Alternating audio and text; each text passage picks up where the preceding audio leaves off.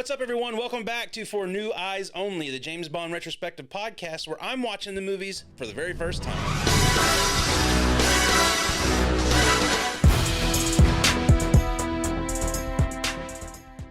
And we're back. Everybody. We did it. We're at the end of Connery, and now we're talking about our favorite Connery movies. We're going to rank them for you. We're going to let you know what we like as far as rankings go in the Connery era of movies. Nathan, how are you doing, buddy? Hi, fucking yeah! That's how I'm doing. Because we got some Rage Cage in the house this week, too. We are going to be breaking down a couple of major James Bond fan theories.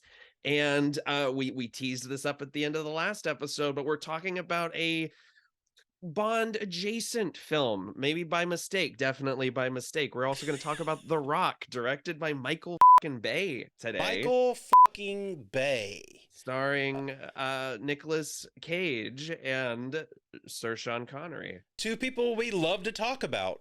And a fully stacked cast. We'll get into that in a minute, too. But I am so stoked to be able to kind of look back on where we've come from and where we're going next. And it's a funny thing. First off, I want to say thank you to everybody out there who's been watching and listening to the Bond episodes, at least the last couple of Bond episodes on YouTube. We've gotten some good responses, some good comments, people interacting with us. Thank you so much. We're so happy that you guys are enjoying the episodes. We love the notes. Seriously, like we love the interaction. I love you. I'm glad we got that out of the way. Debate us. Like it's really fun. Like that's what this whole show is talking about what works for us and what doesn't. And so like if you love something that we didn't, we still want to hear about it. Both of us know perfectly well what we are talking about, Mr. Bond. Absolutely. And if you hated something that I loved, I still want to hear about it. Look, I spent a lot of time 30 days ago talking about the good stuff in Diamonds Are Forever. I tend to notice little things like that. I get it. Well, someone decided to actually tell us about the good stuff in Thunderball because we didn't talk too highly of Thunderball. No, and I loved that. Like I fully agree that it is a revolutionary film that just, I don't know, it hasn't necessarily aged super well for me, but it's still, I mean, the worst Bond is still something that I want to, watch with my eyeballs, obviously. Right. I mean, we want to have fun talking about movies. And that's not the worst Bond. I'm just saying, like, my worst day with James Bond is better than my best day with Dominic Toretto. That's because you're not all about family, sir. No, I'm not. Speaking of which, go back and listen to Nathan's other podcast, Silver Linings Playlist. They just talked about Fast and Furious. It's a good episode.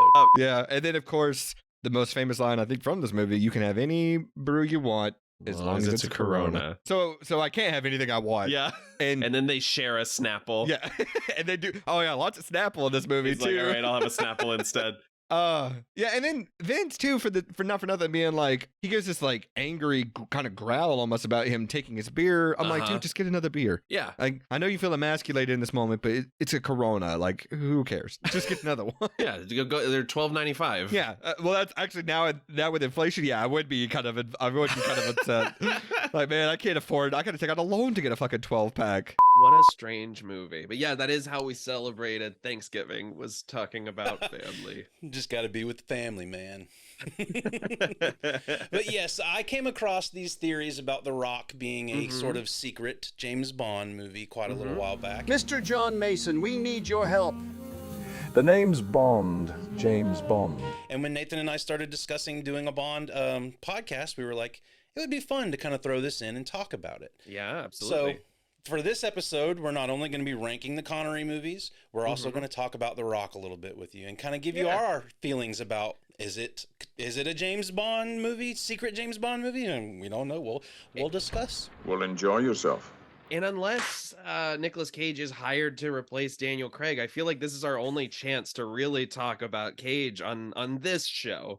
What do you say we cut the chit-chat?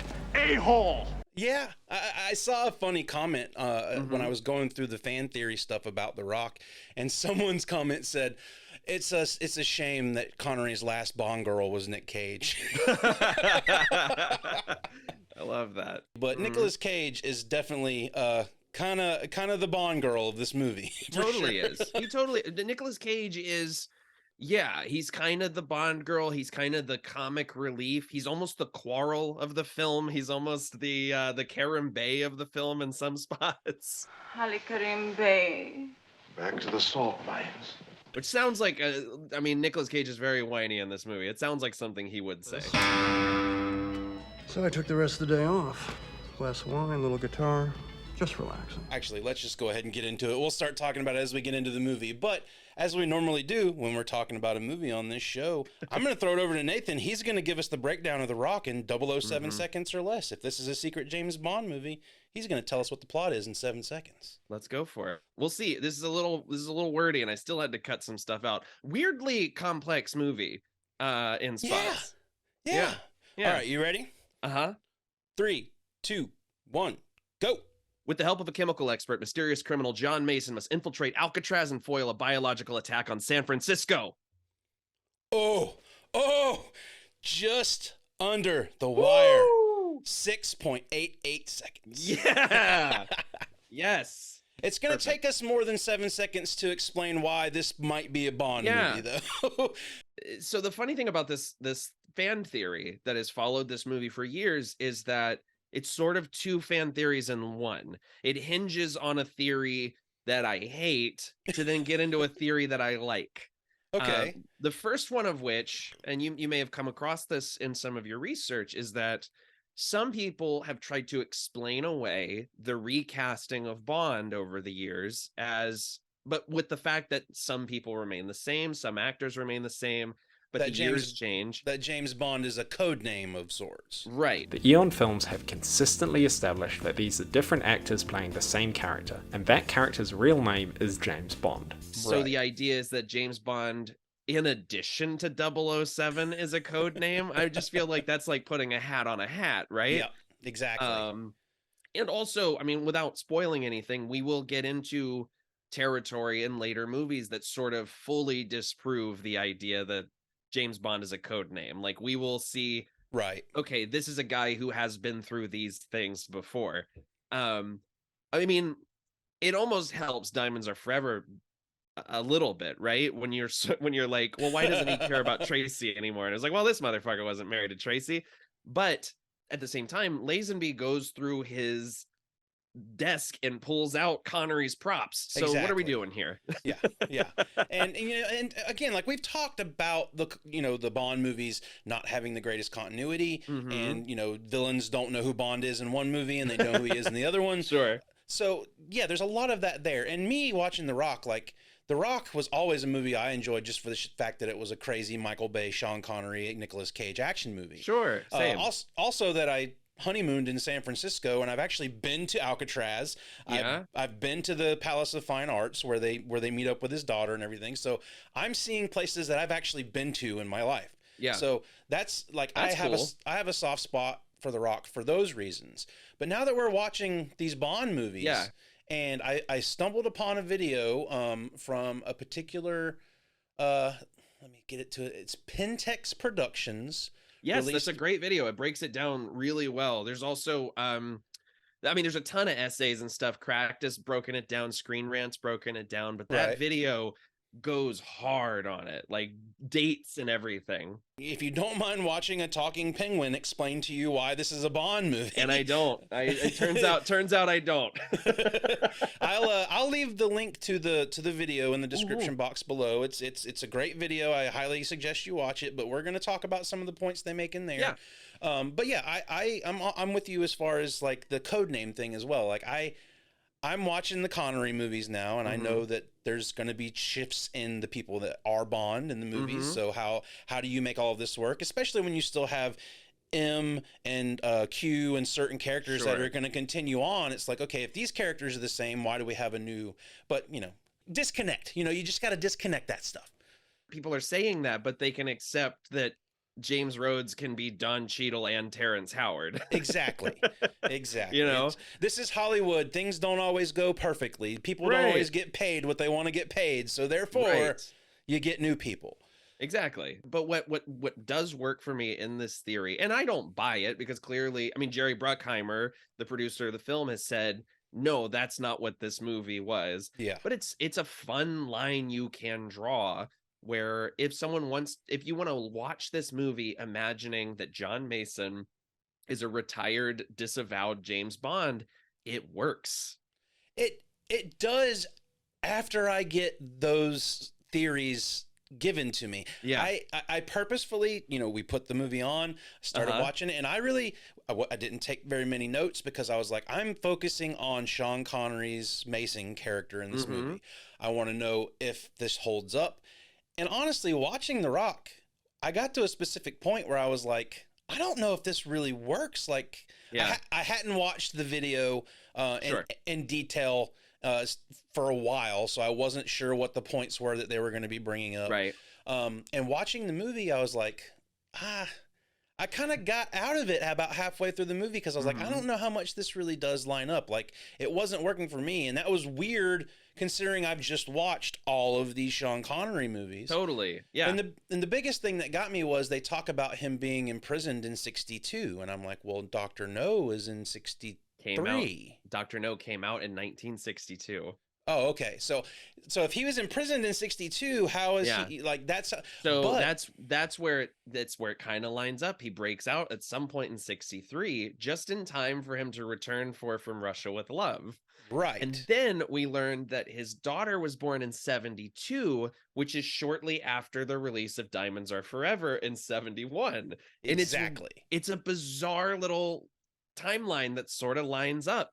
And you get the idea that like, and I love in this video, he points out like, so to me, it's entirely plausible that Bond was captured by the US while using the fake name of John Mason, put in Alcatraz, and MI6 decided to just leave him there. Right. Felix Leiter shows up at the end of Dr. No.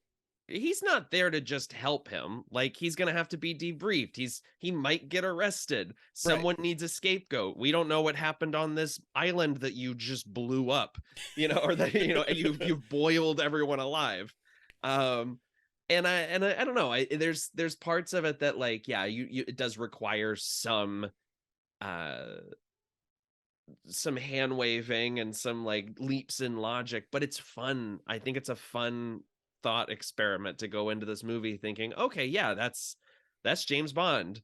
Yeah, I mean, if you like the movie just for what it is on the surface, this just makes it all that much more fun. Yeah, totally. Like you're watching the whole time going, okay, is this James Bond? And there's references throughout the movie to, I mean, it's about an hour and a half in the movie when they finally drop that he was SAS. Right. But like, there's all these, Harry Mason is not Harry Mason. What is his name? John Mason. Harry Mason's is the guy from Silent Hill.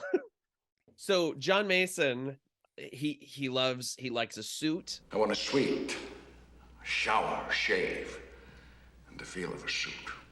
I want you to bring me room service. All these things that have become hallmarks of these, especially the Connery Bonds. How many times have we joked about like, he's checked into 3 hotels in this movie and we've watched the whole process. Right. And his knowledge of fine wines and oysters. Oh yeah. He's a history guy. Yeah. He knows all these quotes. He can just pull like, at one point he's just naming people who were wrongfully imprisoned. He speaks Latin. Like it's a lot. And it's for me, it's not much of a leap. Also British Secret Service, but has a thick Scottish accent that no one ever acknowledges. Like at one point, one of the bad guys literally goes, English prick. I tell you, my old man was Irish. And I just wanted Connery to like grab him by the face and yell, I'm Scottish. Thank you for making my point. That would have been great. Pull out a sword and say, I'm Egyptian, like in Highlander. And I'm at your service. It was the year that kind of threw me off when they say he was imprisoned in 1962. Sure. So therefore, my brain sort of turned off a little bit. But right. Well, because the reveal of his second arrest doesn't come until later. Right. And there's also stuff that doesn't make any sense, which is pointed out in this video. But like, as I was watching the movie, I was like, wait, when was Kennedy assassinated? Because he hid this microfilm in he hid this microfilm in 61 or 62 that supposedly reveals who killed Kennedy. Honey, you want to know who really killed JFK? Which happened in 1963. Yeah. But what they say in the video that made me sort of turn my head on that theory is he stole it in 1972, and that's when he was arrested and incarcerated. Right. Where we're at in this movie. For stealing the microfilm. When they did reveal that information, I also instantly went to the end of From Russia with Love, where they have the film and the information, and he just throws it in the water. He has the lector too, like the decoding device. Yeah, right. And I was like, oh, maybe that's what they're. Because again, I hadn't watched the theory video, so I was trying to piece it together myself. And obviously, I haven't been paying close enough attention to these movies. But that was the connection I made, even though it's not what they were going for.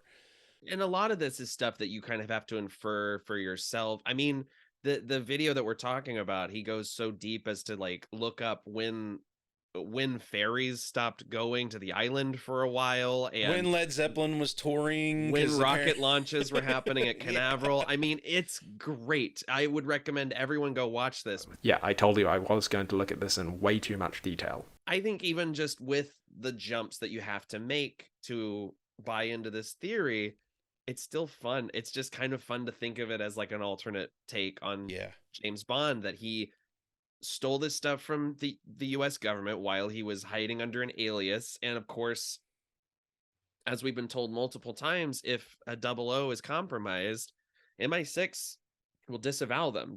They'll say, like, you don't exist. For Queen and Country. And we know this guy loves to go rogue. Oh, yeah. Oh, yeah. On Her Majesty's Secret Service was mostly a rogue James Bond. Sure. Even though we're not talking about that James Bond right now. He tries to quit immediately. Like, he loves it. I mean, we'll get there eventually, but my biggest complaint with the Craig era is that he really only works for MI6 fully for one movie. Yeah. Every other time they're just trying to be like, hey, where the hell is this guy? We need him real quick. Come here, buddy. Hey, we're gonna go hide out at my mansion. Don't tell anybody. But we're also introduced to Stanley Goodspeed, which sounds like a Bond girl name. Oh yeah. And he is literally greeted with the same line of dialogue Connery uses to greet Plenty O'Toole. Hi, I'm Plenty. But of course you are. I'm Stanley Goodspeed. But of course you are. At least he got his name right. And that watching the video, I did not even pick up on the one-liners in The Rock going, that's some shit Bond would say. I think just being the fact that, it feels like a Michael Bay movie. It doesn't feel like a Bond movie. Boy, it sure feels like a Michael Bay movie. It's 40 minutes too long. There are too many characters. Yep. There's explosions over the opening credits that don't do anything. It will cut to fire between people's names. It's really funny. But the introduction of Stanley and him getting the Beatles record, and he's a Beatlemaniac. And I was really surprised with Nicolas Cage in this movie. A lot of the Cageisms that we associate Cage with come from this movie. Yes. I was going to ask you, and this is the eternal question. Is he good in this movie? I'm sorry? This is his most, I would say, like, generic performance. I'd agree. I think he gets really good towards the end when he's going all commando and, Uma Thurmaning himself in the chest. But way not even close to your heart. He might have been stabbing himself in the freaking stomach. He's got Tommy Wiseau's aim. Like, it's in his belly button. Hi, babe. I also kept waiting every time they cut to that trolley in the chase scene. I kept waiting for Tommy Wiseau to like stand up. Stop ramming us, you bastard. Okay. We should start a petition right now. Tommy Wiseau is the next Bond villain? Tommy Wiseau is the next Bond. I would watch the next Bond. As the next Bond. Oh, hi, M. Don't shoot at me, motherfucker. You're making my case right now. It would be gold. But it's a remake of Casino Royale, all the same actors except for him. Yeah. Yeah, he's got to act apart from what's his name? Ava Green he's got to act apart from Ava Green and Mads Mikkelsen. Yeah. Two very good actors across from Tommy Wiseau. I mean, there is literally a scene where Bond has a dress delivered to her hotel room. And like when she comes out, he can just be like, wow, you look so sexy, Vesper. I would do anything for my girl. Matheson, three's a crowd, huh? I saw him do a Q&A last November in New Orleans, and he is so dismissive and sweet at the same time. It's the strangest thing because like every time he answers a question, he does like 3 words and then says move on. So like someone's like, what's your favorite movie? And he's like, I like all movie. What's yours? Anyway, next question. It's the funniest thing. It's so strange. What I've seen of him in interviews is he answers questions without answers. Yes. He just is completely vague on everything that you ask about. They're like, what's your favorite scene in the room? And he goes like, I just love this movie and you can enjoy it. Just don't hurt anybody. Like, what? And that's how I feel about The Rock. You can enjoy this fan theory, just don't hurt anybody. Right.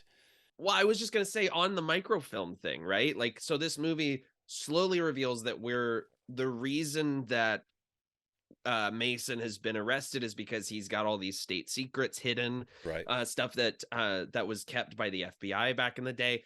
And the movie casually reveals that Lee Harvey Oswald didn't kill John F. Kennedy, and that aliens exist. Like there is a line of dialogue where Womack is literally says like, this man knows our most intimate secrets from the last half century. The alien landing at Roswell, the truth about the JFK assassination. And Mason's angry. He's lethal. He's a trained killer. And he is the only hope that we have got. It's insane. It's nuts. It's absolutely crazy. And I like where they go in the video too about how Womack was the one that he was partnered with in the FBI, I like that idea. who ended up fucking him over and getting him put in jail. And that's why he's got this hatred for him and doesn't want he doesn't want to be in the same room with the guy because he knows that he fucked him over. Like I like that aspect of it as well. And that's like a nice bit of like ambiguity and complexity for this character that in any other movie would just be the hard ass. I feel the same way about William Forsythe's character because we're so used to seeing him just cussing people out, telling them to, get the job done. And in this movie, he's the one who's like, I don't want to fucking shoot missiles at people. Right. It's really weird seeing that dude trying to be like PC throughout this movie. Yes. Because he's usually the one dropping all the F-bombs, killing motherfuckers left and right. Right. William Forsythe is a guy that I have watched almost my entire life. And I don't think people talk about that guy enough. Like, no, the range. I think that guy could be in a romantic comedy and a horror movie and give a great performance in both. Like, he's one of those, like, he's like a unicorn in acting, man. Like, he can just be anywhere at any time and give a good performance. Hopefully we'll be talking about him relatively soon on the VHS Files. Also, I gotta say, I mean, this cast is so stacked. I mean, we're talking Sean Connery, Nick Cage, but Ed Harris, David Morse. Dude, Ed Harris, I think, would be an amazing Bond villain.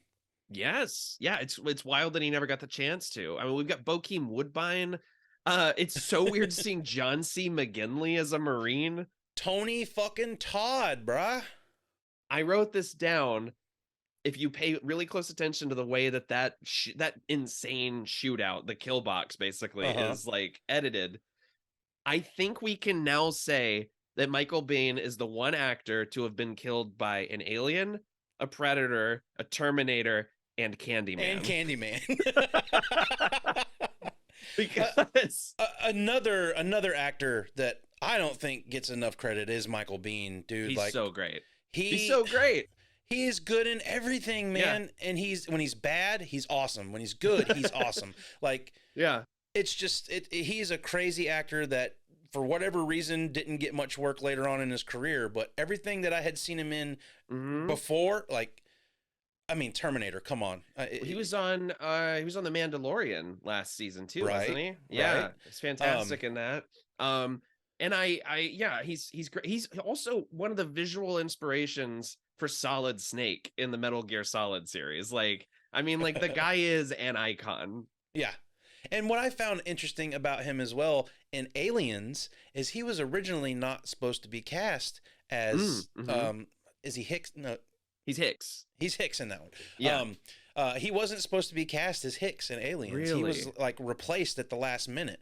And which is weird because all of those actors like trained together in like a military setting so they could get that sort of camaraderie with one another. So he wasn't at the boot camp. Right.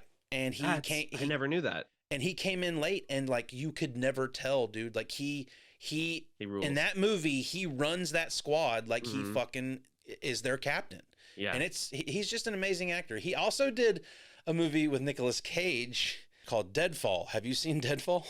There's no way I would ever make a mistake like that. Is that the one where I think I've seen clips from it? Deadfall is the one where Nicolas Cage does the like, someone's gonna kill me, man! Oh! Yes. It's I don't know if you've listened to the band Snot, but they have a song called Deadfall, and they use clips from the movie in it, and that's the first place I'd ever heard anything like that. But Michael Biehn is in that movie as well. He does coke, and he's just like, my old band and I used to quote this line all the time, where it was like, "I know what this is. You're trying to snuff me out because it's easy, little nephew," or like he's like, yes, it's the most insane performance. And he steals the show in that movie. However, Michael Biehn is the star of that movie. I had no idea. I've never seen it. I've just seen literally like a super cut of Cage like flipping out in that movie. The fucking hangers! That's a movie I would love for you and I to watch and talk about. I know what this is. If you want to see Nicolas Cage being Nicolas Cage in a movie with Michael Biehn, go check out Deadfall. And if you want to see Tony Todd stand directly in front of a rocket so Nicolas Cage can get in a James Bond one-liner. It's you. You're the Rocket Man. Watch The Rock. Dude, the Rocket Man joke is... You're the Rocket Man. Awful. It's terrible. It's so bad. Terrible. And it's like, how is that? So Bokeem Woodbine, to me, is secretly one of the best supporting like character actors in Hollywood. I think he's a genius. Every time he shows up in something, I think he's so good. But he has a moment in this movie when Ed Harris shoots him in the neck and kills him. It's only on screen for half a second, but he has this look on his face like it is confusion and betrayal, and he's dead. He's immediately dead. And I'm like, that is the best acted 0.5 seconds in this movie. And then 5 minutes later, we've got Rocket Man, we've got Nick Cage shoving an acid ball in evil Will Forte's mouth. That's all I could think of was he looks like evil Will Forte. You're absolutely right. What's his name? Gregory Sporeleader as Captain Fry. My biggest issue with all of that is that that acid ball would have burst 15 minutes earlier with all the rolling around he was doing. Well, this movie plays fast and loose with how nerve gas works, because it's like a nerve agent that makes your skin bubble. Like, well, I think the idea about that was its close proximity of it, because from what I understand from the movie, it's supposed to be airborne, and the reason it's so deadly is because when it is airborne, it spreads faster. But if you're within the vicinity of it, if one of those balls breaks, you're done for. That's why they have to lock the guy in the room. That's why the guy. I buy this. So, but that's a hell of a weapon, man. Like, it's some serious shit. Yeah. I do have to say, it feels like a Bond plot, and we even get a Thunderball-esque scene with them all frogmanning into Alcatraz from below. Yeah. Like, I buy this as a stealth Bond sequel, even though that's not what the intent was. Right. All of the knowledge that he has and how he's able to escape Alcatraz, and when they get in there and he's talking about how he had to time the fire blast so he could roll through the thing to get out, and it's like, that seems like some shit Sean Connery's Bond would do. I love that he does that. I also love that he's like, I hope they haven't rebuilt any part of Alcatraz in the last 30 years. Right. And I'm like, not only that, but like your reflexes can't be the same that they were in 1963. Right. And that's also what I really like about when he's saying he's getting off the island. He peace out. I'm done. Yeah. He comes back and it's, last time I swam this channel, I was 30 years younger. I can't do this shit anymore. So I love all those aspects. And, even the fact that, you've never seen Bond cuss, partly because, they have to have PG movies back in the 60s. So glad you brought this up. But, he's dropping F-bombs throughout this entire movie, and he's got some good ones. My favorite being when he's trying to convince Stanley to go back in, and he's like, losers always whine about their best. Winners go home and fuck the prom queen. Yeah. I'm going to send you something because someone has made this quote into a t-shirt and is selling it on Redbubble, and it literally looks like a... Right? I love it. It might as well be like, I was born in January, and yes, my husband got me this. Like, it's one of those. It's so fucking good. That's what they don't think about the models. It's like, we don't know what they're putting on these fucking shirts, but we're going to always feel so bad. Yeah. It's crazy you guys got them to model for the VHS Files shirts too. Right. I mean, they're open to anything. I do want to mention one other actor that is in this movie that I was thrilled to see, and that is Raymond O'Connor as Park Ranger Bob. Ladies and gentlemen, I, Ranger Bob, cordially invite you to become inmates of Alcatraz.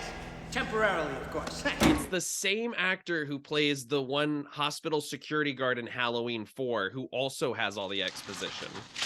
Welcome to hell. You're absolutely fucking right. And I recognized him as soon as he came on screen. I love him. Yeah, we were obsessed with this motherfucker. We talked about Halloween 4 earlier this season on Silver Linings Playlist, and like Dustin and I could not believe that he just recaps the plot of Halloween 1 and 2. And he's like, his doctor of all people shot him 6 times. Yeah, this is where we throw society's least wanted, or and he's almost doing the same thing in this movie where he's like, 400 prisoners were thrown here every year. Nobody ever escaped. It's me, Ranger fucking Bob. Like, it might as well. He didn't say fucking, but like, he gets like a hero shot. The camera like tracks up his legs, and he's like, Ranger Bob here. Like, I love this man. I think it's just great, man. That's kind of where Almost Famous in the VHS Files episodes was born, is those actors with those bit parts that you see every now and again. It's like, holy shit, that's the fucking dude from Halloween 4. And I love when you find actors like that. My face hurt. I was smiling so wide when I saw Ranger Bob. Like, I don't know, like, this guy is like a hero to me, and I don't understand why. I do have to say, being someone who's actually visited Alcatraz, the tour of Alcatraz is much different nowadays. Oh, really? Yeah, it's actually all, when I was there, I think you got to take into account this was back in 2005. Sure. But it was all, you put on a headset and walked around freely. Like, there wasn't a tour guide guiding you around the place. Oh, wow. So, that's the first thing whenever I saw the tour going on in the movie. I looked at Jenny, I was like, this is a lot different from when we went and saw Alcatraz. I have great news. Raymond O'Connor has just worked constantly. Nice. He's in LA Noire. He's done like a bunch of episodes of everything. He's on CSI. He was in Babylon 5, NYPD Blue. Good for him. It's funny you bring him up being in Halloween 4 because we just did Silent Night, Deadly Night on VHS Files.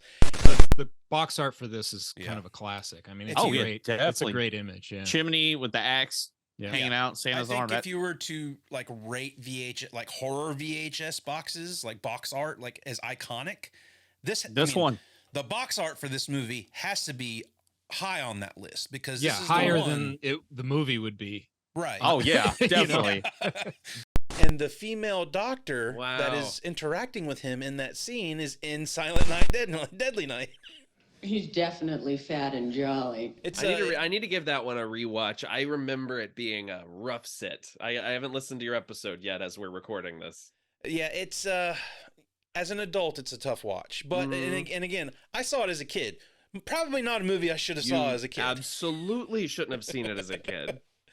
But going through the movie and everything that happens, I mean, we're not going to delve deep into the plot and how it all happens and break it down like we do with the Bond episodes, but it was really fun to watch it. And then I had a blast. For me, going back and kind of trying to put those pieces together after watching the theory video and whatnot. Yeah. Because as I get older, it's harder for me to retain information. Same. Honestly, we're about to count down our top, we're about to rank our Bond movies. I had to kind of really think hard about what I liked and disliked in these movies. Yeah. And I have a feeling that when we do, as soon as we're done recording this, we're going to be like, maybe I would swap this. I don't know. Like I'm always, my Bond ranking is always moving around except for maybe the top 3 spots. Right. And honestly, like I changed mine around probably 5 minutes before we started recording. Me too. I did too. Yeah. So it's one of those things where I've watched them, all the ones we're about to mention. I've watched multiple times at this point, just from watching them for the show, editing for the show. And as I've said before, especially with Dr. No, my opinion of that changed in the edit because as I was watching the episode, listening to us talk about it and going through the clips of the movie, I was like, I had a not a very warm reception of it at first, but now I'm like, damn, this is a good movie. I love that. So I'm so glad. But as far as The Rock goes, please, everybody, check out the video. The link's in the description below. Watch The Rock. Watch that video. Tell us what you think. Leave us a comment. Let us know if you think it's something fun to do watching The Rock, if you've seen it a few times. If you've never seen The Rock before, it's totally worth a watch. Yeah, I mean, it's a fun movie. It's one of Michael Bay's better films. I mean, it is fully entrenched in 90s silliness, but I think it's a fun watch. I think it has a really complex villain. Who I mean, Ed Harris is just really great in this movie. And and if you have seen it, I think it is worth rewatching it just for the fun thought experiment of imagining it as a Bond sequel. I think that's a lot of fun. Yes, absolutely. And again, like me coming into all of these Bond movies for the first time, as I said in the beginning, watching The Rock originally, I had no preconceived notions of Connery being Bond in this movie. Sure. It works in that aspect, and now having seen them, it's definitely fun to watch The Rock in that aspect as well. He gives me the thumbs up. Okay, what do you mean? Oh man, we could just talk for hours about Cage, but we have to cut it short at some point, just because that man's he's a treasure. He's absolutely a treasure. He is. He's a national treasure, if you will. Absolutely. I was going to ask you, do you want to, because we have a couple of new segments that we want to introduce for the show, do you want to do those here and then get to our rankings? Yeah. We'll tease everybody a little bit longer. You don't get to know what our ranking is just yet. But we are still going to talk about the Connerys. Because what we're going to do is, I think going forward, maybe we should try this with all the movies if they apply. Yeah. But for now, we're going to pick just from the group that we've watched so far, minus On Her Majesty's Secret Service, because it's off in its own little magical, beautiful corner. That's right. Should we just say that, like, if we were including that, that's number one, right? It should be no surprise to anyone if you've watched that episode. Yeah. Obviously, it's the best Bond movie we've watched so far. It's my favorite. I adore that movie. But it would be unfair to lump it in with these because it's an automatic bump to number one for me. Yeah, absolutely. This never happened to the other fella.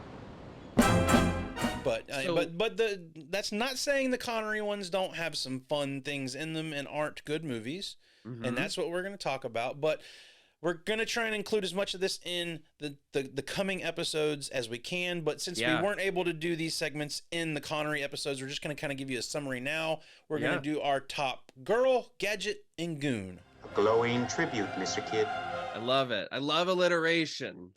That's what I'm here for. Of all of the Connery movies so far, so far, just teasing, one day we will get to Never Say Never Again. But favorite girl. Favorite Bond girl, go for it. And this includes femme fatale, this includes love interest, this includes side characters. So Plenty O'Toole is on the table.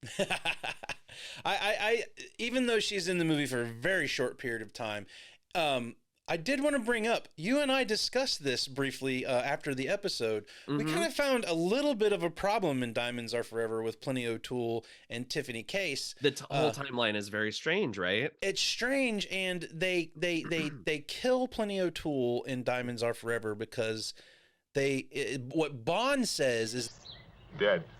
Supposed to be you, the next link in the pipeline. But we know that the Slumber Inc. guys know who Tiffany is. Right. And we also know that Mr. Kit and Mr. Wint also know who Miss Case is. So yeah, I must say, Miss Case seems quite attractive for a lady. Who killed Plenty O'Toole? And Bond did it, and he's like, I don't fucking know. Like, but like that's the problem. He was tired of Plenty following him around, trying to get money out of him. He was just like, he drowned her with the other two that he drowns later in the movie. That's the problem with this movie is there's like 4 groups of villains that never interact with each other. Like I didn't even think about it till we were recording the episode, but you were like, Mr. Wint and Mr. Kidd never take orders from Blofeld. Never take orders, never in a scene with him. No. The closest they come to interacting with Blofeld is when Blofeld has them take Bond's body and put it in the piping. Right, that's right, yes. If at first you don't succeed, Mr. Kidd, try again, Mr. Wint. For as cold and calculated as Mr. Kidd and Mr. Wint are in that movie, it just seems like they would have killed him. Like, why go through all the trouble of putting him in a pipe? But go back and listen to that episode if you want to hear us harp on that. Right. So, but favorite Bond girl. This was rough, man, because there have been a lot so far. We're picking from 5 movies. Yeah. 6 movies. And there's some really good ones, and you know, great characters, and then some that deserved better that I wish I could put higher. I think mine kind of falls into that category, and I'm going with My dear uncooperative Domino. How do you know that? How do you know my friends call me Domino? It's on the bracelet on your ankle. So, what sharp little eyes you've got. Wait till you get to my teeth. Domino from Thunderball. It's a good one. I think Domino. I think Thunderball is actually probably one of the lowest ones I rated whenever because I'm on Letterboxd. If anybody wants to follow me, I rank all my movies there. And I think Thunderball is the one that I didn't receive very well, aside from Diamonds Are Forever. Right. And yes, Domino seems to be very underutilized in that movie, but when she is in the movie, I love her character. I love what she does I love how she's on both sides of the coin with Bond and with the villain in that movie, whose name is escaping me right now. Largo. And I think she's a great character in that movie who helps move the movie along. And I would have to give my honorable mention to Pussy Galore. My name is Pussy Galore. I must be dreaming. Great choice. I was very close I was between a couple. I mean, Pussy Galore is a fucking icon. Pussy. Beyond reproach. And who was absolutely shafted in that movie. No pun intended. Yeah, it's tough. And I love Volpe, obviously, from Thunderball. Since you're here, would you mind giving me something to put on? But I gotta give it up to Sylvia Trench. Sylvia Trench. From Dr. No and from Russia with Love. You know what, Nathan? I considered having Sylvia as mine as well. Yeah. She gets a James Bond introduction before he does. His Bond, James Bond, is a response to how she introduces herself. She is assertive in every sense. We'll do this again some other time soon. Do what? Last time you said that, you went off to Jamaica. I haven't seen you for 6 months. She is the first of many women to break into his hotel room in just a shirt. But nobody does it like Dame Diana Rigg does. Well, yeah. And again, if we were including that in the conversation, there's no. She would be number one. No substitute for Tracy. Oh, I hope I did the right thing. Sylvia, I adore this character. I wish we had more of her, and she sort of does kind of get thrown to the side as a bit of just the girlfriend that gets left at home, especially once the sequel comes along. Oh, that's too bad. Just as things were getting interesting again. Yeah. But there is just something about Eunice Gayson's performance, that cocked eyebrow, the tiny cigarettes, and her like no nonsense, I know what I want attitude that has always stuck with me. I adore Sylvia Trench. Too bad you have to go. She's the only person in any of these movies so far that went, like, when I turned From Russia with Love on and we get past the intro and they cut to Bond and her in the boat, I was like, holy shit, it's Sylvia. I couldn't agree with him more. Yeah, she's back. I audibly like exclaimed. I was like, oh, Sylvia's back. Like, so I considered putting her on there, but the fact that they just kind of throw her by the wayside, which they do with all these girls, but they do with a lot of them. Yeah, it's a bummer. But Sylvia, I don't know. I think for her importance in setting up James Bond as a character and sort of setting a precedent for these characters, I think she's so memorable. I love Sylvia Trench. Also, bonus points because I've in the James Bonding podcast, there's an episode where Paul F. Tompkins says, I think Sylvia Trench might be secretly the dirtiest double entendre for any of these character names. Trench.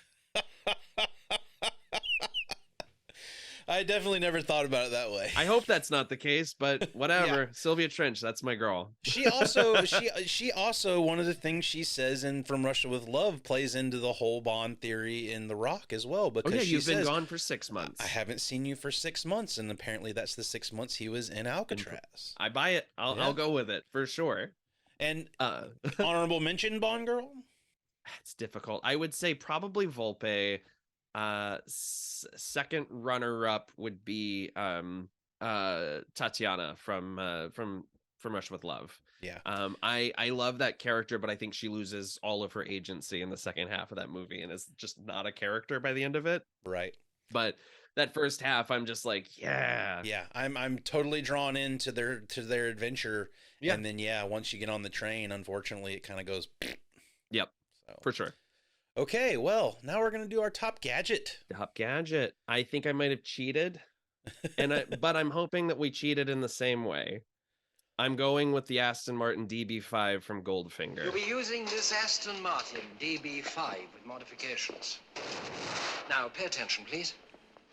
I thought about including a car, but ultimately, what really got me the most is Tiffany Case's fingerprint. Oh, yeah, in the bureau. Great choice. How she's able to, number one, have something like that. Yeah. Number two, how she's so just sly about how she handles things, and it's hidden in her wardrobe and whatnot. I almost went with a similar thing, which is the safe cracker on Her Majesty's Secret Service, but like again, it's not in the running. But I don't know. I think when you're going through the great Bond gadgets, I mean, there's the rebreather from Thunderball. That's great, but that would be my runner-up. Yeah, but I gotta give it up to that fucking car. It is just it's an iconic piece of machinery. It is when you think of the Thunderball phenomenon, there's things that like the big hallmarks of that movie are a girl covered in gold, Bond strapped to a table with a laser beam, and this car with oil slicks and machine guns. Yeah. I mean, it has to be inspiration for the modern Batmobile. It right? 100% is. Yes, it absolutely is. And it was hard. I mean, again, still being fairly new to the Bond movies, I didn't feel comfortable enough I didn't know enough about the cars to be like, that's what I'm going to go with. Look, if we're doing this segment for future movies, you're gonna find me picking cars more often than not. Maybe I'll try to narrow it down to a function of the car in the future.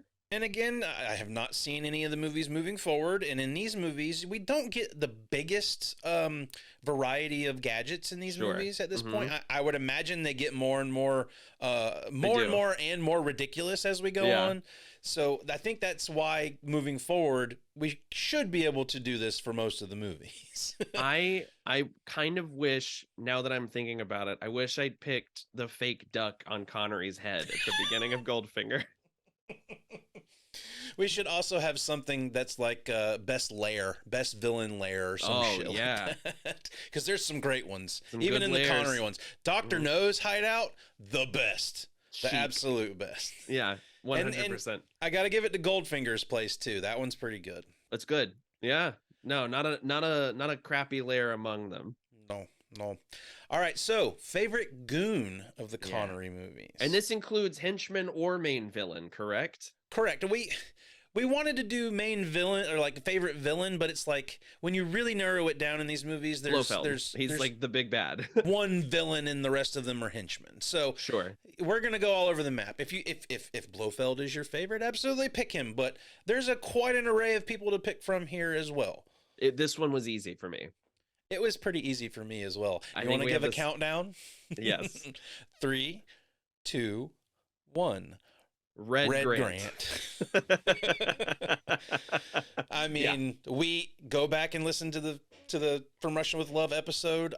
Just the fact that it's my man, Robert Shaw from Jaws. Here's to swimming with bow-legged women. Oh sure, your Jaws effigy wall. I was completely surprised and blown away because I didn't know he was in the movie, and that was one thing. I know Nathan was just over there doing this number.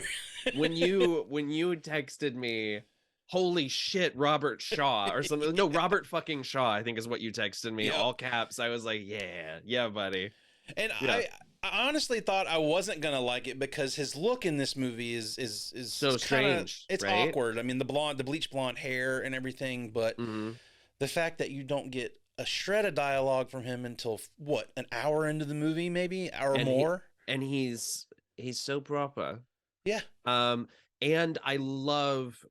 I mean, we're talking about a character that sets a precedent. We've already gotten Hans right in Diamonds Are Forever, and going forward, you will find that for some reason henchman hiring agencies are no shortage of tall Aryan-looking motherfuckers.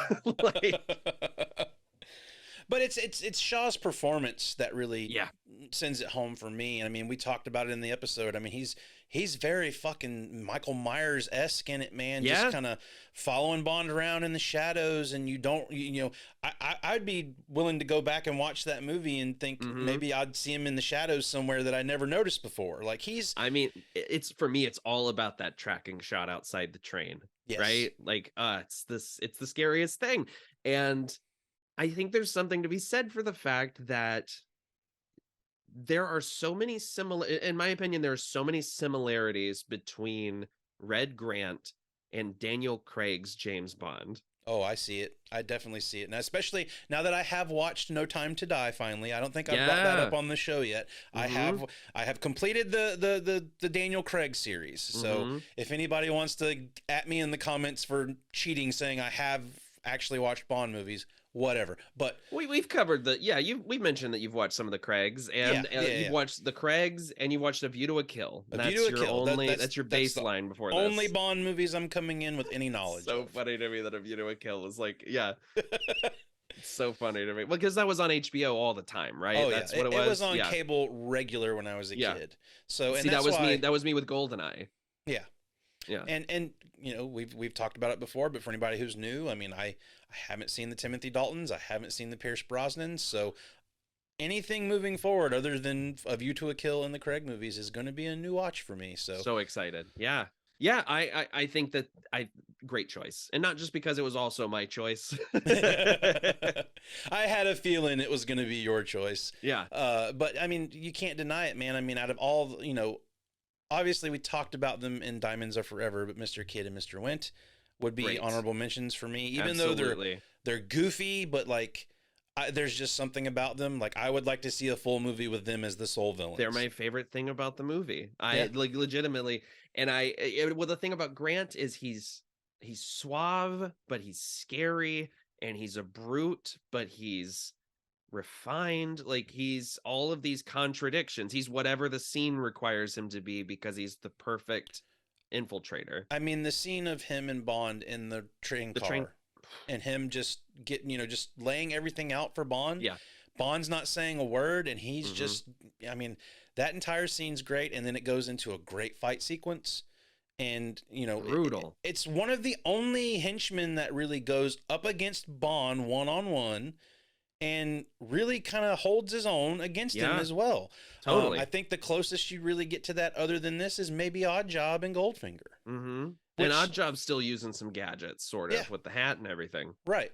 So, and you've just got sheer knowledge and brutality with Red Grant. And he brings it. And Robert Shaw is awesome. He's definitely my favorite goon, villain, whatever in all of these movies we've watched. I agree. I mean, yeah, he'd probably still just barely edge out Telly Savalas's Blofeld if we're still including that one. But man, yeah, I mean, Telly Savalas would be my honorable mention, but we're not including him. So if I had to give him. Had to give an honorable mention, I would probably say Goldfinger. See, for Goldfinger, I don't know. Goldfinger's never been particularly interesting to me. And I don't know what it is about. I don't know if it's the fact that he dresses like Peter Griffin. I don't know if it's like, I don't know what it is, man. But like, he's just never, I love his plot. I love how casually cruel, or I think it's interesting how casually cruel he is, but he's never been the most exciting villain to me. Right. But yeah, Red Grant is tops. Yes, and he's hard to beat even throughout the rest of the series, but we will, through each episode, we will be picking our favorite gal, gadget, and goon. Yeah, moving forward, that's going to be a normal thing. So let us know what your favorite girl, gadget, and goon is in the Connery series. Let us know in the comments below. We'd like to talk with you. Absolutely. So now the big shebang, Nathan. The moment of truth. We're going to rank these bitches.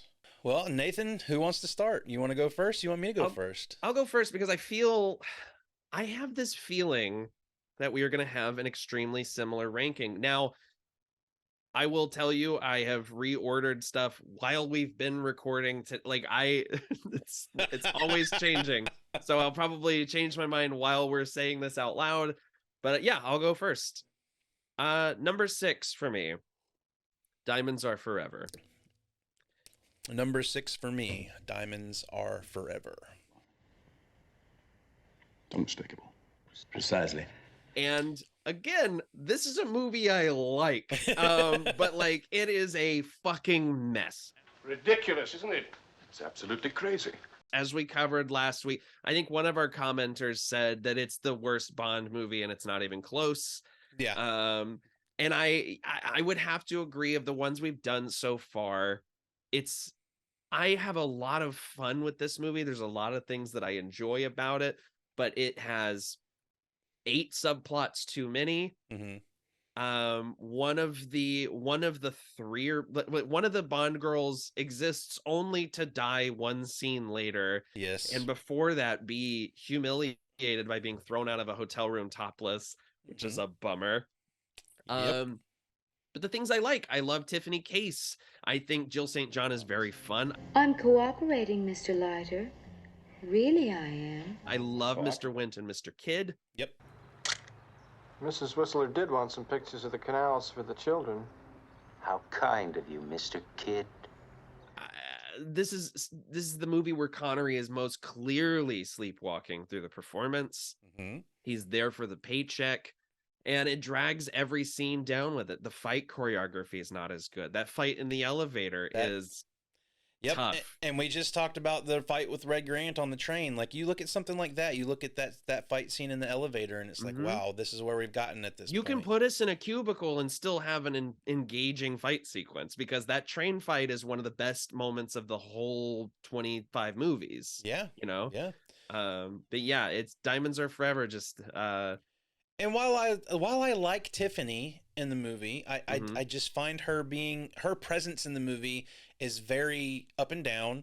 One minute she's the smartest person in the room, the next minute she has no idea what's going on.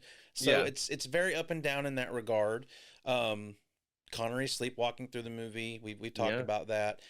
This is the movie where I think people got cynical with Bond. Yeah, it feels cliched. It feels like they're going through the motions in a lot of it. Yeah. I mean, there are sequences that seem to be there because of a checklist, right? Like I think that Land Rover chase is really funny, but what are we doing? Why do we have this moon buggy that has goofy robot arms, and why are we on a chase with four-wheelers that are going 4 miles an hour?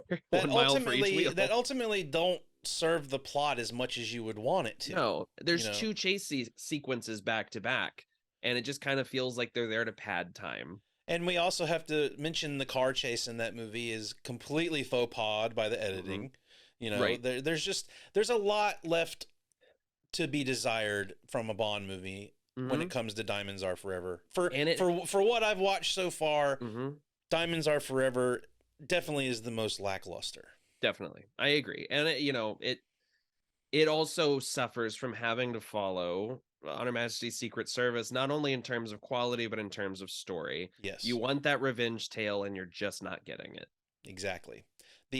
I'm not satisfied by the opening sequence where we essentially are just take care of. We finish the story from On Her Majesty's Secret Service and move on. Kind of, yeah, kind exactly. of. So yeah, that's why it's in the bottom spot for me. I totally agree. All right, well, number five. Do you want to go first? Number 5 for me is Thunderball. That is my number 5 as well, good sir. Well, you may hex me. Let's see what it does for the cards. Number 5, yeah, Thunderball, a movie that has all the elements of a Bond movie that I like, minus the pacing. Yeah. Again, I struggle to remember exactly what the story was in Thunderball. Sure. Well, the thing about Thunderball is, luckily, we sort of get, we sort of get a few different takes on this. Like every time, like Terrence Young kind of sets a precedent for when we need a greatest hits Bond story, we sort of go back to Thunderball. So we're dealing with a villain who is stolen weaponry, a big army all coming together to help Bond out at the end. And this is the one where I think my biggest issue with it comes from the fact that it is so hard to tell when Bond is doing something in this finale because everyone is in their wetsuits. Yep. And it's just, I don't know. I totally understand that this was revolutionary, the way this was shot, and that it was impressive when it came out. As a viewer today, I just find some of these scenes to be really slow, and I don't particularly enjoy the sound mixing in this movie either. Right. What's really funny is, we're recording this on the cusp of Avatar, The Way of Water releasing, and that whole movie was just like James Cameron keeps kind of jerking himself off in interviews about how much he's shot underwater and how difficult it was. And I'm like, maybe this is going to blow me away. And then in, 50 years, people are going to be like, you remember how stupid that second Avatar movie was? Remember also we used to have ice caps. But I don't know. We'll see. We'll see. It's just, it's the one that, the things I love, like you said, Domino's great. Yep. I find Largo to be a very interesting, very scary villain. But for the most part, it's just a slower sit for me. Yeah, and it comes off of what a lot of people regard one of the highest Connery movies. It comes right after Goldfinger. So you had big shoes to fill there. And I think we talked about it in the episode. Thunderball ended up being a really big movie for the time. And maybe those underwater sequences had something to do with that at the time.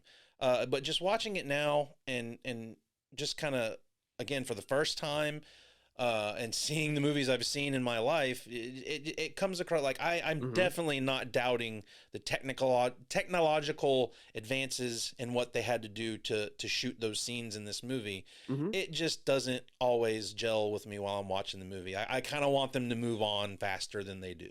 I totally feel you. Okay, so number 4. You only live twice.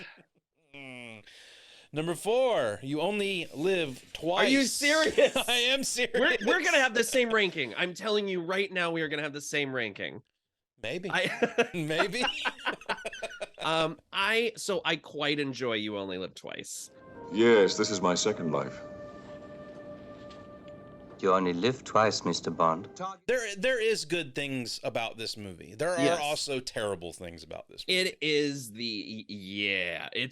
I mean, of the ones we are discussing today, probably the most problematic, most offensive. I mean, this is the film, need I remind you, viewers / listener, where Bond turns Japanese. Yeah. He really thinks so. There's no think so about it. He turns Japanese. He turns Japanese, goes undercover so that he can go. He gets plastic surgery to become a Japanese man for 2 days.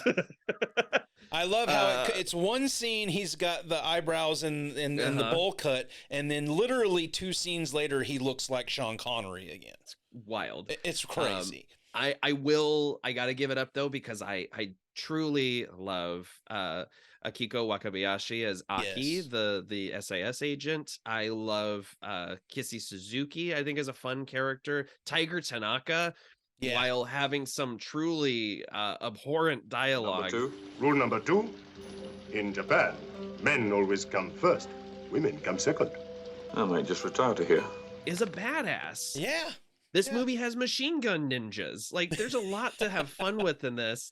And I know he doesn't work as well for you, but I am a big fan of Donald Pleasance as Blofeld. I am Ernst Stavro Blofeld.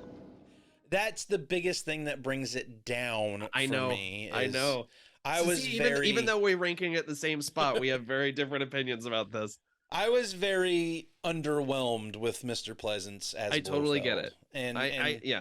And, you know, he's iconic in the role, too. It's one of those where, like, even though I've never seen these movies, like, I know Donald Pleasance plays Blofeld. You know, he's going to have a Nero jacket. He's going to have the scar over his eye. I mean, yeah, absolutely. And part of what really hurts this series, the Connery series, is this illusion of Blofeld, and then we get the reveal, and you have the great Donald Pleasance playing him, right? But you get 10 minutes of him in the movie, and he's kind of a coward. Yeah, he just runs out. He does, you know.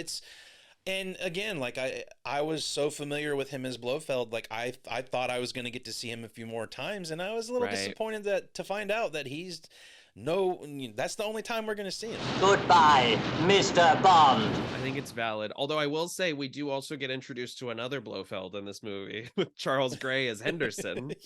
I do everything the Japanese way, 007. That is the craziest thing I've experienced so far. Is like, wait a minute, that dude was in You Only Live Twice, and now he's Blofeld. And then shortly after we recorded Diamonds Are Forever, you watched Rocky Horror. Yeah. It was a night out they were going to remember for a very long time. Yeah. I love it. No, it's a baffling decision to do that recast later, but I think this is for me, when I think about this movie, I think about machine gun ninjas, the assault on. This is also just a sign of how far these movies had come. The volcano set at the end of this movie costs the same amount that the full budget of Dr. No did. Yeah. Meanwhile, Connery's still getting paid crap to do these movies, but there's Blofeld's reveal, and there's the great little Nelly chase scene with the other helicopters in the sky. I think that is such an exceptional chase scene. The moment when he blows up the other copter and the Bond theme just kicks into high gear. It rules. And also one of the most like contentious Q scenes of the series so far. He shows up just sweating in his little khaki pants. I honestly, I'm going to go ahead and say it now. Like, that's really what I enjoy the most in all of these movies is the dynamic between M, Q, and Bond. And Moneypenny. And Moneypenny. But just, you know, watching these now as an older as an older adult, as a kid, you probably could see it a little differently, but watching it now, you're just like, that's the coworker that you're just like, fuck. Yeah. James is here today. And I keep pointing it out in every fucking episode we have. It's just like M and Q are so fucking sick of this dude. And they are just like, give him his shit and get him out of here. I wish he wasn't so good at his job. I hate him so much. He doesn't respect my cars. I think secretly M is just hoping that something happens to Bond and he can just go, well, for Queen and country. And M, I mean, I think M and Q have a similar relationship because we have that great moment in On Her Majesty's Secret Service where, you know, he's just like, well, we're using radioactive lint and miniaturization is the thing, you see? And he's like, that, yes, lint, yes. It's good stuff. It's good stuff. Yeah, I think You Only Live Twice is flawed but very fun. Yeah, I agree. Well, it all comes down to this, I think. It all comes down to what number 3 is for the two of us. I think so. I think we're gonna have well, we'll see. What is your number 3, Josh? My number 3 is Dr. No. So, funny thing, right before we started doing our rankings, I swapped You Only Live Twice and Dr. No. Because I thought it is fully insane that I would rank You Only Live Twice higher than Dr. No. There's so much to discuss, so little time. Dr. No's the blueprint, right? Yeah. Mm-hmm. I mean, we had to start somewhere. And I love that your appreciation for this movie has grown while we've been doing this series. Yeah. But tell me why Dr. No is number 3 for you. Well, it's just you brought it up, the blueprint. Obviously, it's the first Bond movie we got. Yeah. But watching it for the first time, talking about it with you, and really just kind of going over it and just saying, okay, how is this going to be applied to what we're going to have moving forward? And I was very lukewarm on the actual Dr. No in the movie. I didn't think he was Joseph a very Weissman. good villain when we talked about the movie. They are still puzzled, Mr. Bond. Not any longer. After editing that episode, I think he's fucking great, dude. He rules. It's all about the policeman line. You're just a policeman. And his cold performance he gives. Even though I think the last act is very lackluster. It's so slow. It does get really slow when it's just, let me change this dial. Yeah. I'm going to move over here and change this one. Oh, you fell. Right. I'm going to kick this guy into the water real quick. What is the line he has where he reveals his metal hands and he just says something like, an inconvenience or something? Right. Or misfortune. That's what he says, a misfortune. And just the fact, the dude has metal hands. Metal hands, and his plot is, I'm going to embarrass these guys. They made me feel bad, so I'm going to embarrass the government. they picked on me in the schoolyard, so I'm going to ruin their lives. Absolutely. But no, I respect that. I also think back to really that first scene where we get a cold, calculated Bond too is in this movie. When he's just sitting in that chair with his gun, and without hesitation, without blinking, just kills a man and shoots him again in the back. Yeah, and I think it was probably part of I'm coming into a series that I know nothing about. I don't have the knowledge a lot of other people have about the series, but I've got to start somewhere. Sure. And like I said, doing the edit on that episode really kind of made me have a better respect for it, because while I was seeing surface level stuff the first time watching it, and maybe even the second time watching it in the edit, I was just like, wow, like I really overlooked a lot of this, and I think some of it is really, really good. And if it would have been earlier in the year, maybe Dr. No probably would have been further down the list. But I've come to really like it a lot.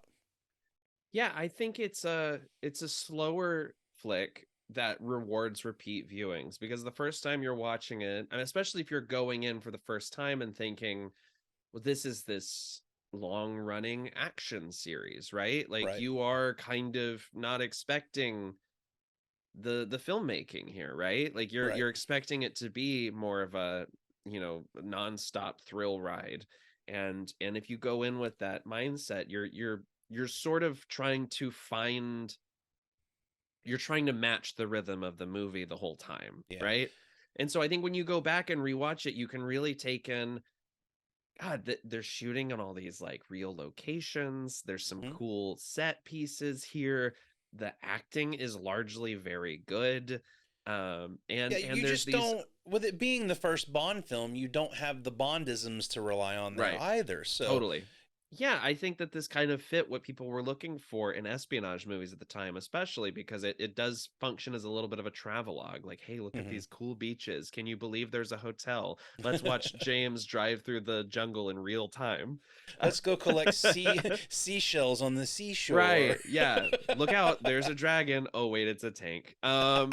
Yeah, I really there's something sort of charming and humble about this movie, and I'm always delighted whenever I go back and watch it.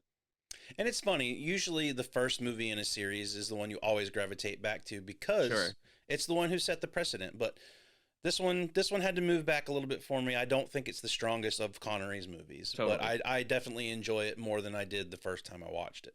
Yeah. Yep, I agree. So I think it's pretty obvious. I think it's pretty obvious where we're going as well. I hear this, Goldfinger. Your luck has just changed. While it is my number 2, I've really come around on Goldfinger. I'm a little surprised to see it this high up because you were really lukewarm on it when we talked about it. Sir, I'm aware of my shortcomings. That's why I kind of brought up Goldfinger when we were talking about villains too. Yeah. The first watch of this movie, maybe even the second watch, I didn't find him to be very threatening. The whole introduction of him with the cards and cheating and all of that stuff just seems very, like minor criminal. Sure. But as you go through this movie, by the time we find out what Goldfinger's plan is... You plan to break into the world's largest bank, but not to steal anything. Why? Go on, Mr. Bond. And who Goldfinger is as a villain, I can completely understand why it's a highly regarded Bond movie. Yeah. And I think I mentioned this in the episode, but when I wasn't really on board with the movie at all, it would have been way at the bottom until the reveal of what Goldfinger was planning. The entire gold supply of the United States will be radioactive for 57 years. 58 to be exact. Yeah. And I think I think they do a great job of keeping you in suspense until that moment. And when you have that scene of Goldfinger and Bond sitting there just talking to one another, and he tells Bond verbatim what he's doing, and Bond realizes it. I apologize, Goldfinger. It's an inspired deal. They get what they want, and the value of your gold increases many times. 10 times. Brilliant. I was like, holy fuck, dude. This is amazing. I'm gonna You're making me so happy right now. I'm gonna radiate the world's gold supply so no one can have money. Like, yeah, holy shit, that is a great plan. Gold is so important to me that I just don't want anyone else to enjoy it. Right. If I can't have it, no one will. I will upset the world's economy to be petty. And I will kill all of these people with a nerve agent. You know, it's wild. And I think it's one of the only times Bond is in a position where he thinks he's not going to get out of a situation. Yeah. It's in here, and it's in when he's taken prisoner here, and when he's taken in, or when he's being chased down in On Her Majesty's Secret Service, when he's being chased through the little village. Mm-hmm. Yeah, the entire laser sequence where he's talking as the laser's coming up, I can see it in Connery's performance. I can see it that, Bond doesn't know how he's going to get out of this situation. And you can see it in how relaxed Gert Frobe is as Goldfinger. He's just like, you're fucking done. You're Goldfinger's delivery of that entire piece of dialogue when he's talking to Bond, and then the end. Do you expect me to talk? No, Mr. Bond, I expect you to die. So this explains why you really wish Diamonds Are Forever had been about Goldfinger's brother. Right. Like, I definitely find Goldfinger a much more compelling villain now than I did at first. Nice. So yeah, I mean, this was my number 2 as well. It falls down for me because of some of the things you're saying. Like, it does take A couple of weird little avenues. As much as I love the sequence with all the gangsters, I don't necessarily think it adds a ton aside from exposition. Right. I will never be stoked about the treatment of Pussy Galore in this movie. I was about to say, let's talk about the elephant in the room, the treatment of Pussy Galore's character. That's really the biggest detractor in this movie for me. It's the biggest mark against the movie for me. I do love that she gets a hero moment at the end of the movie, but it just, the road there is paved with some gross shit. But otherwise, yeah, I mean, this is the movie that brings us the Aston Martin. This is Odd Job. I mean, we had Red Grant, sure, but and we had the 3 blind mice in Dr. No, but this is our big, here's the henchman, and here's his weird fucking thing that he does. I was also very lukewarm on Odd Job. Like, he's a very menacing. He's a tank. Yeah, I mean, like, I wouldn't want to fight this dude in a gold silo. It also does, unfortunately, introduce the trope that I dislike, which is, in a lot of these early movies, the cavalry arrives and they do a lot of the big set piece action stuff. Right. While Bond takes care of one guy. Bond and Odd Job alone to fight for a little while. It kind of gets a little... it's a little slow. Yeah. But yeah, I mean, and also the way that we also established some other things. The big final battle with Goldfinger in the sky is great. We get one last little quip, one-liner, and if Dr. No is the blueprint, Goldfinger is the bones, right? This is like the skeleton for what will hang everything else on. Yeah, I mean, I think of all of these movies, Goldfinger is really what sets the precedence for let's move forward with this sort of style. Yeah, totally. Where Dr. No is really trying to figure out how they want to pursue Bond and how they're going to move his character, his story forward. Goldfinger really kind of solidifies, like, here's where we're going with Bond. Yeah. And I mean, that kind of brings us to obviously what our number one is. From Russia with Love. The whole thing's so fantastic, it just could be true. This is and we also, sorry, before we move forward, we also have to say Goldfinger gives us the big song. Yeah. The big theme song. Yeah, Shirley Bassey. Yeah, I love it.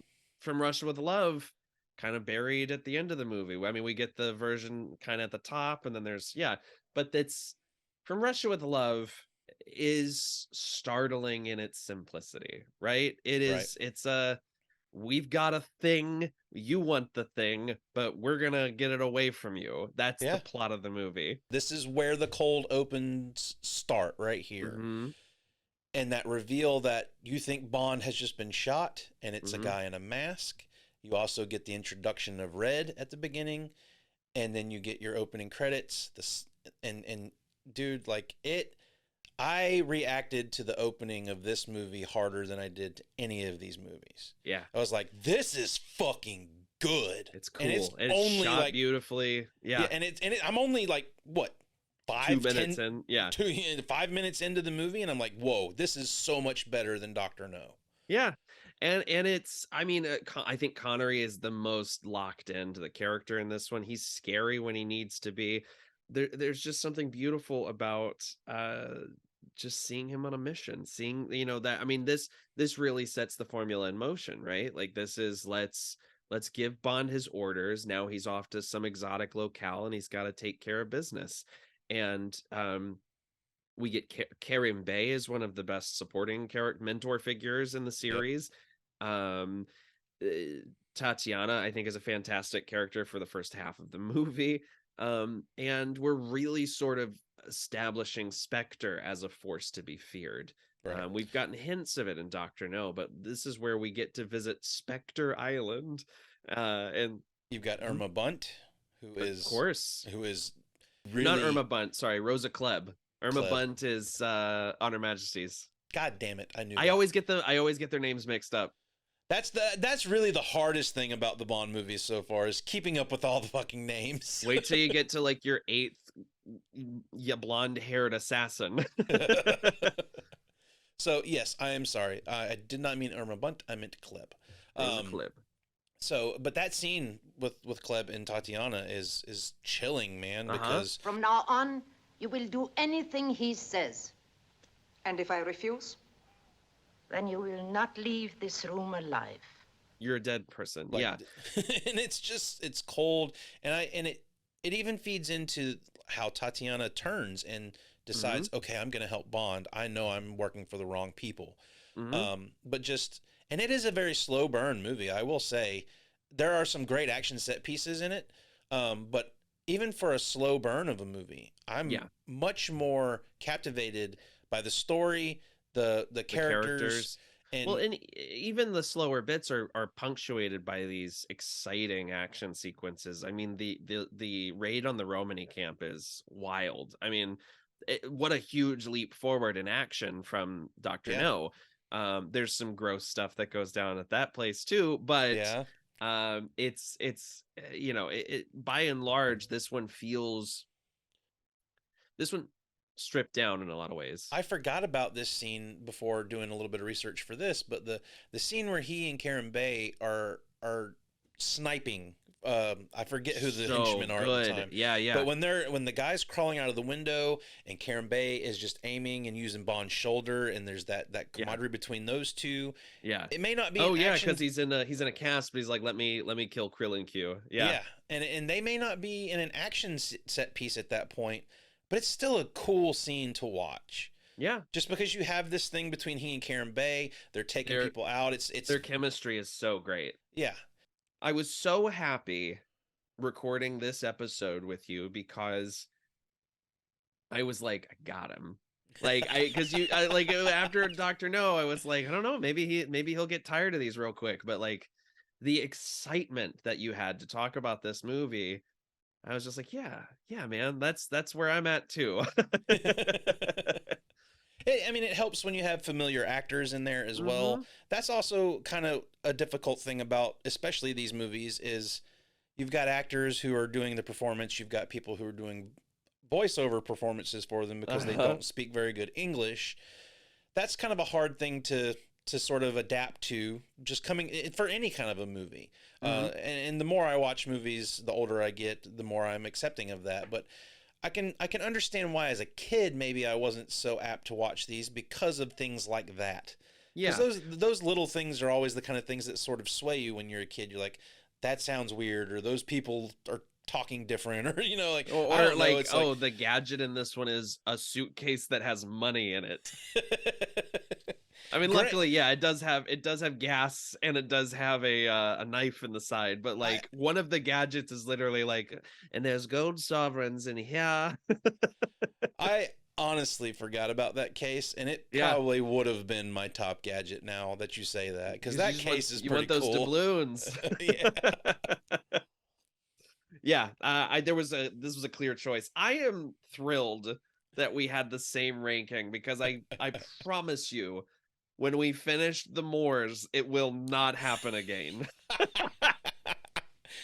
Well, it's funny you should say that, because, I mean, this is the end of the Connery era for us here at For New Eyes Only. We're done talking Connery for a little while. Yeah. But we are now putting the Connery movies in the archive.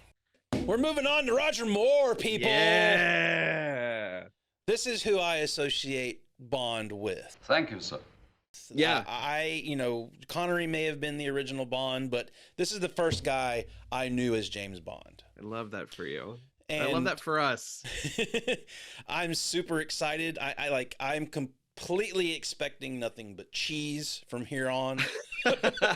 You might be surprised. Yeah. And I'm game for it. I mean, we've talked about this a little bit off mic, but the Connery movies are what they are. I'm anxious to see how we move on. We got a little taste from On Her Majesty's Secret Service with a new actor, but now we've got Roger Moore coming in, who looks strikingly a lot like Adam West. Yeah, I can see it for sure. But I know nothing about Live and Let Die. I know nothing about any of the Roger Moore movies other than A View to a Kill.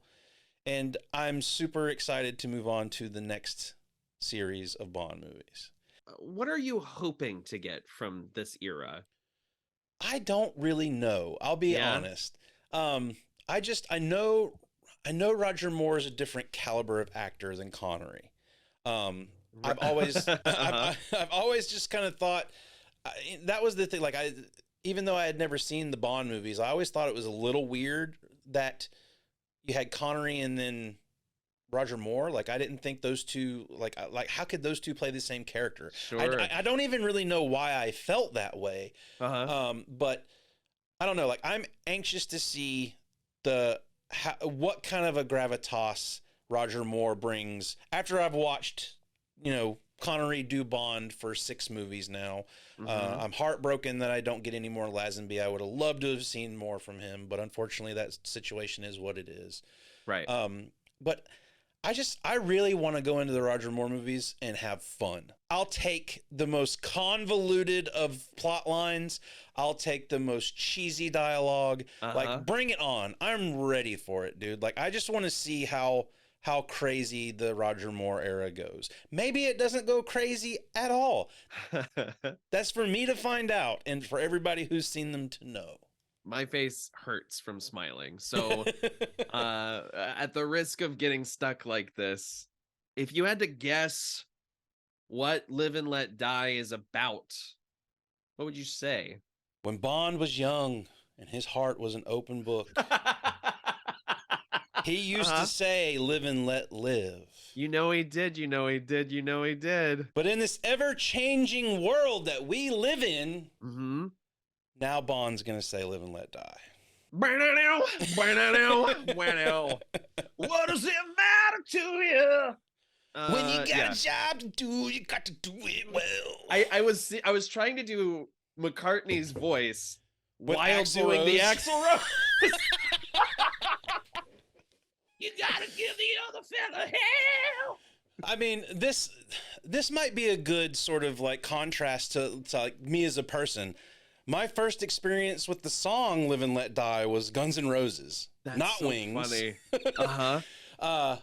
And I'm a huge Beatles fan. I've seen Paul McCartney live. I've seen him play "Live and Let Die" live.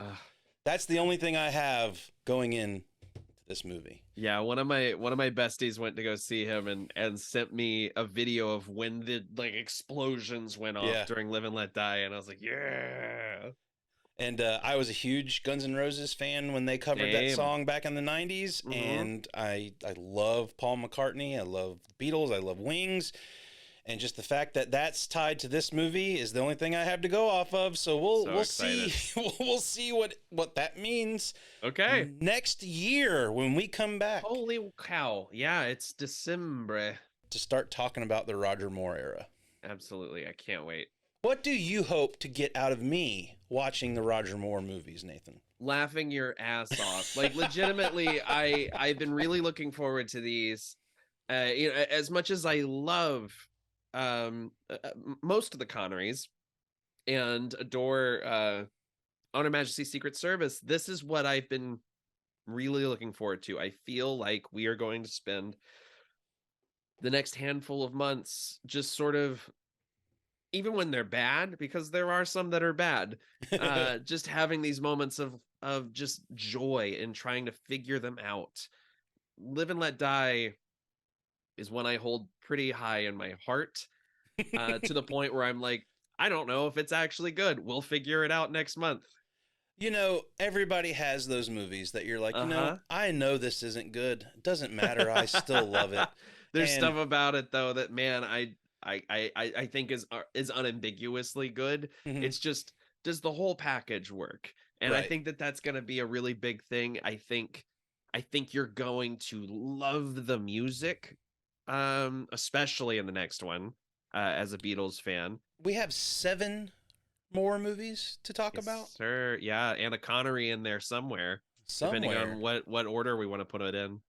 So, and for the listeners and viewers, we will be talking about Never Say Never Again. We just don't know where we're going to throw it in just yet.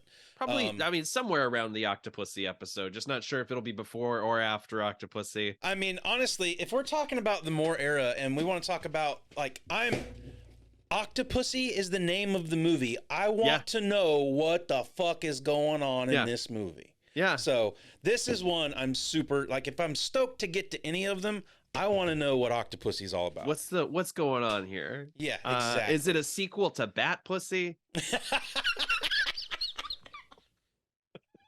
Oh, a reference to the Batman '89 episode we did years ago now. 2 years ago. Yeah. Wow. It's crazy how long we've been podcasting now, man. It don't feel like it was that long. The beginning of the Panini. The Panini. That's what we'll refer to that era as, is that was the Panini era. That was our Panera era. I've been looking forward to talking Bond, talking Cage, talking Mason all week, talking Candyman. This is a good night for me. It was a great night, man. It's fun to relive these things, and totally. I did have some trouble remembering some of what happened in some of these movies, but I think that's part. I think that's part of the charm of them from this point 100%. Too. So let us know what you think of our show. Let us know if you like it. Yes. Let us know if you don't like it. Let us know if we're not talking about things that we should be talking about. We're going into the Moore era. Is there anything you would like us to focus on or talk about in particular about the Moore movies? Please let us know in the comments below. We will interact with you as much as you want to talk to us about James Bond. Absolutely. Even though I have no knowledge, Nathan may have to come in and give you some knowledge when I don't know any. But we'll see. We will see you in 2023 when we're talking about Roger Moore era Bond. Until then, Nathan, stay shaken. Never stirred. Oh, an extra never.